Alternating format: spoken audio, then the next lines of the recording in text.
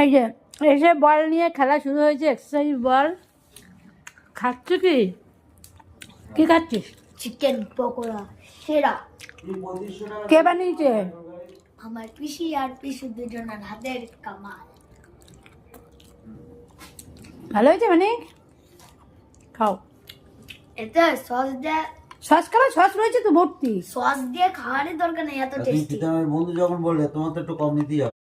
বানিয়ে এই প্লেটটা নিয়ে যাও। হ্যাঁ না, প্লেটটা নেই। এই যে এই যে তুই বাবা কিভাবে দৌড়চ্ছে, নাক মুখ যদি যেতে পড়ে যাস না তারপরে দেখিস কেন।